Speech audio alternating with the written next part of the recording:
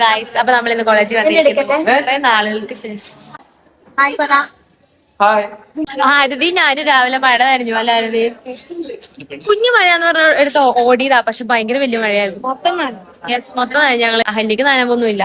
ഇതെങ്ങനെ നോക്കാം. അവിടെ കംപ്ലൈന്റ് കൊടുക്കാൻ പോയേക്കുവാ. എന്നാ കംപ്ലൈന്റ് കൊടുക്കാൻ പോയിക്കണ? ബെഞ്ചിലും ഡെസ്കിലും മൊത്തം സ്റ്റാപ്ലെയർ കുത്തിവെച്ചേക്കുവാ. ആണോ?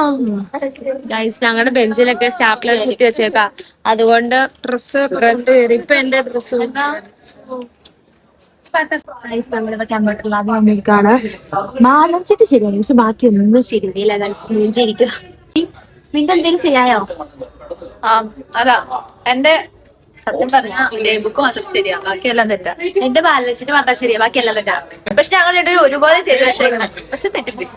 ഞങ്ങളെല്ലാം ഒരുപോലെ ചെയ്ത, പക്ഷെ തെറ്റാ. 4 പേരുടെയും തെറ്റാ. പറഞ്ഞു കൊടുത്ത് ചെയ്ത് ഇവളുടെ ശരി, അവളുടെ എന്റെ ശരി. അടുത്തിരിക്കുന്നവരുടെ ശരിയായിട്ടുമില്ല, അപ്പുറത്തപ്പുറത്തിരിക്കുന്നവരാണ് ശരിയായിട്ട്. അവന്മാർക്കൊന്നും ചെയ്യാറില്ല. അവന്മാർക്കൊന്നും ഒന്നും ചെയ്യാറിയിട്ടില്ലാത്ത ചെക്കന്മാരാ.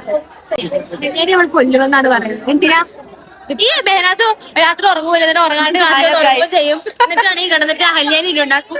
എന്റെ ഇത് നമ്മൾ ചായ കുടിക്കാൻ പോവുകയാണ്.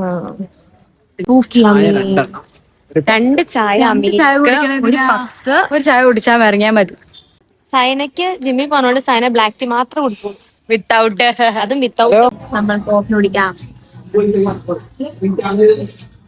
കൊള്ളാം ഗൈസ്. ഷുഗർ കട്ടായിട്ടുള്ള അമീനും സോറി, ഞാൻ +2 കൂട്ടുകാരനെ സ്മരിച്ചു തന്നെ ഓർത്തു. ബ്ലാക്ക് കോഫി കുടിക്കുന്ന നമ്മുടെ സൈനേനെ കാണിച്ചു തരാം. സൈനയുടെ ഒരു മൂക്ക് വീർത്തിരിക്കുക. സൈനയുടെ മൂക്കിൽ കുരുവാണ് ഗൈസ്.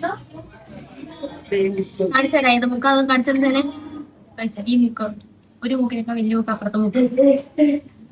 ഗൈസ് അപ്പൊ ഇന്ന് നമ്മുടെ കോളേജ് കഴിഞ്ഞു. ബൈ. ഫോട്ടോ എടുക്കാൻ ബൈ ബൈ പറയാമോ? ബൈ. അങ്ങനെ ഫോട്ടോ എടുക്കാൻ വേണ്ടി വന്നേക്കുവാണ് ഗൈസ്. ടാറ്റാ.